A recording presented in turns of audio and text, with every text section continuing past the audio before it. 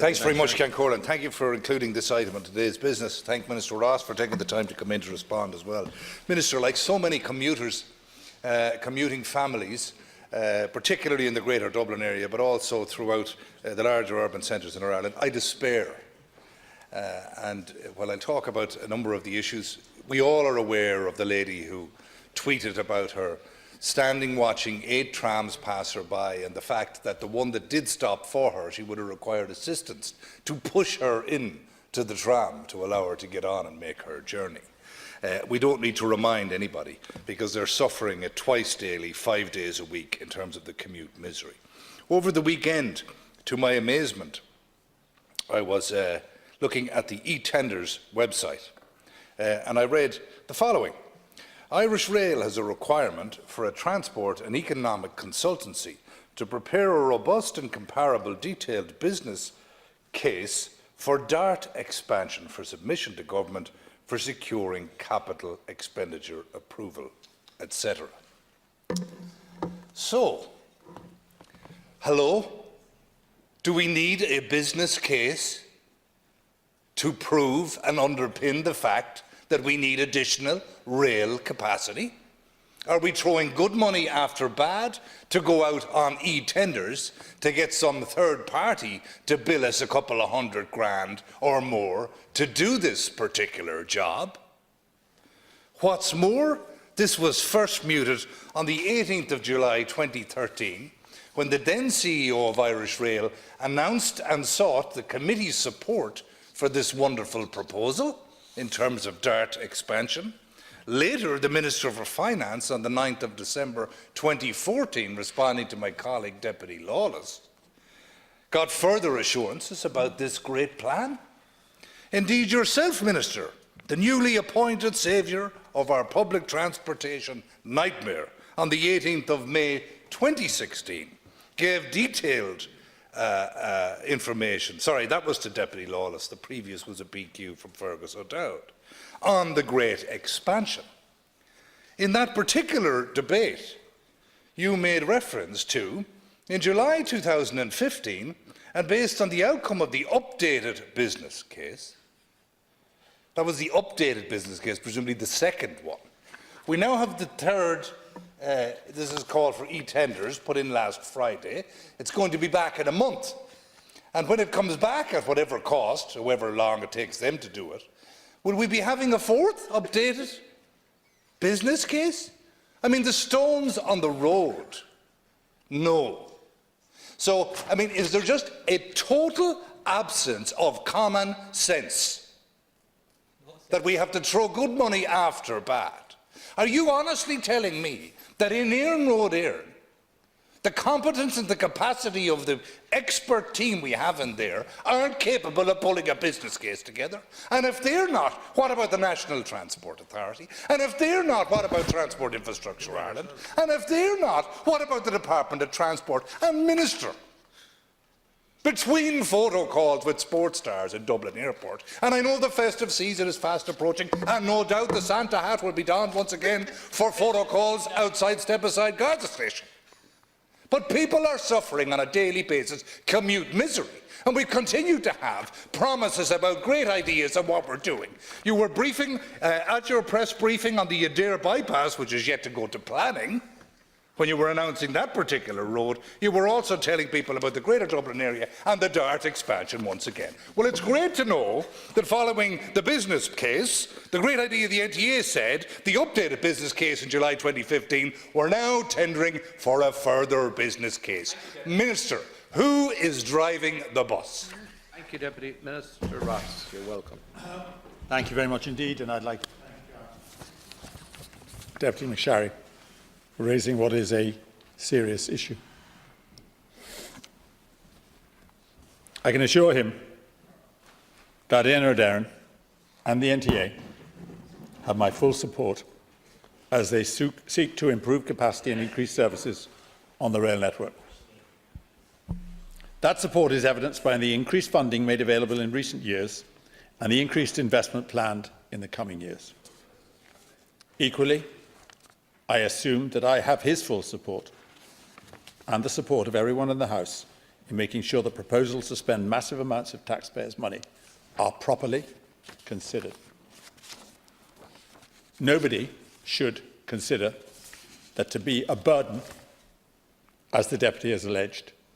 It is instead a duty on all of us as public representatives to ensure that the taxpayer is protected. And yes, I agree that scrutiny and oversight must be proportionate. However, it must occur. In recent months, as the Deputy probably knows, I've secured government approval for the development of a new National Train Control Centre and the purchase of 41 additional rail carriages for the Greater Dublin area. Together, that represents an investment of approximately £285 million in the rail network and is no doubt welcomed by everyone in this House who's worried about commuters, as the Deputy is, and I know he genuinely is worried about it, coming from where it comes from, he has reason to be worried about it. Individually, each of these projects costs over £100 million, and therefore each was, of course, subject to scrutiny in line with the requirements of the Public Spending Code. Let me assure the Deputy there was no undue delay or administrative burden associated with either project. But nor will I apologise for ensuring appropriate oversight of hundreds of millions of euro, or indeed apologise for complying with government guidelines. In the coming years, Project Ireland 2040 commits billions towards sustainable mobility, and I can assure the taxpayer that my department takes its responsibilities with regard to the oversight of that expenditure very seriously. And given the sums of money involved, I would expect all of us in the House to take those responsibilities seriously too. I will shortly seek government approval for a €1 billion investment in our heavy rail network over the next 5 years. An investment programme that will deliver better journey times, improved reliability and continued safety across the network. It represents an approximate 40% increase in funding as compared to the last 5-year programme over 2014 to 2018 and is hugely significant. Next year, I expect to receive a business case in relation to what the Deputy refers to as the DART expansion programme, which is a multi-billion euro programme to massively increase the rail network and services across the Greater Dublin area. Each of these investment programmes will be properly assessed. That's required under the Public Spending Code, but importantly, it's also the right thing to do.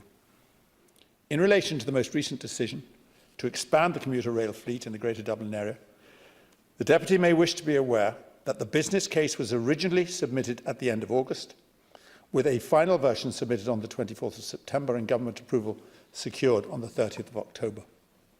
There was no undue delay, nor was there any unnecessary administrative burden. I welcome the fact that these new carriages are on the way, and I look forward to their entry into service. The Deputy refers to the commuter misery crisis, which continues to deteriorate. I've listed some of the things which the government is taking in the short, the medium, the long term to relieve a critical situation which we all agree is not entirely satisfactory. But it's being tackled seriously. And I don't want to trivialise it in any way in this House this evening. Thank you, Minister. Deputy Macsharry. Yeah, and I don't want to trivialise it either. Minister, none of this stuff is personal, but I mean, I learned from the Master in the Senate, and you wouldn't tolerate that kind of a response in those days, and I certainly can't tolerate it today. And your newfound interest in value for money is admirable, I must say, but in many business cases do you need? Who's prepared to take a decision? Who's prepared to back the facts and say, look, it's clear, a blind man can see and experience the commute misery we all are. And we're kicking it around the administrative merry-go-round time and time again. And what it boils down to is ministers have become non-executive directors. You're there, turn up at the ceremonial occasion to say a few words, cut the tape and be in the photograph. But when it comes to running the country, it's on e-tenders. It's on e-tenders. You're referring to a business case on such a date and in a situation. Which one are you referring to? Was that the one 3 years ago, the updated one, or is it the one that hasn't been replied to yet because the closing date isn't till the 9th of December at 12 o'clock? And we've had this with ordering carriages too. These 41 mythical carriages I mean, you must be expecting the Polar Express to pull into town over Christmas, because the reality is, I don't even know that the 41 are ordered yet. There's 60 to 80 used ones to be supposed to be arriving next February. I haven't heard much about that lately, so well, it must have ran aground too. You know? But back to value for money, the business case. So we need the third business case now we need. Is a third time lucky? Do we need 3 business cases before we take a decision to do what any ordinary 5'8" person knows needs to be done? We need to expand this. Have you not got the money? Who's taking the decision? And why are you putting this out to tender? Why are you putting this out to tender? And how much will it cost? More money wasted. More money wasted that could be much better spent everywhere. And back to value for money, and I'm sorry about this, and I know you'll be annoyed about it, but I have to give you the kick on this. I don't remember the business case on Step-Aside Garda Station when I was down at the PAC, and the Assistant Commissioner of the day responsible for Dublin said, no, that's not a priority for us. Others are. And as I said, we know it's the season again. The Santa hat will be donned and you'll be out waving to the traffic with the lights on and step aside. But meanwhile, those people getting the bus, if they manage to get stuffed on and enough assistance to get pushed into it, can know, leave it to me.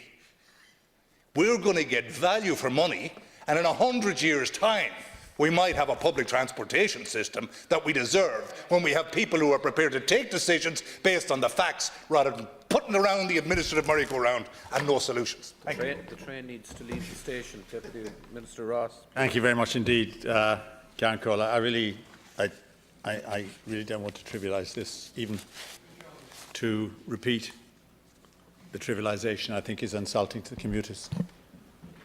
And I'm very keen that the commuters of the entire country, including Deputy Macsharry's constituency, are listened to and catered for. And one of the things that's happened here, and I'm sure the Deputy will admit it, is the rail network is a victim of its own success. The numbers pouring onto the rail network are absolutely phenomenal, and the increases are likely to continue. What I have to do is to attempt to meet current demands and to anticipate future demands. And the idea that anybody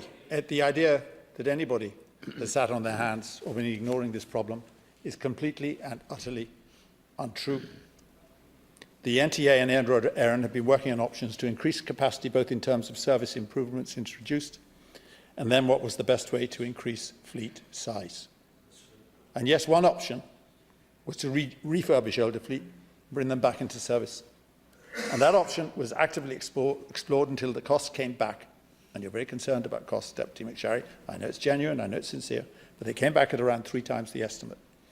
So people advocating that option as the panacea need to reflect on whether they think spending 2/3 of the cost of new fleet for carriages with around 1/3 of the lifespan is actually a good use of taxpayers' money. It obviously isn't.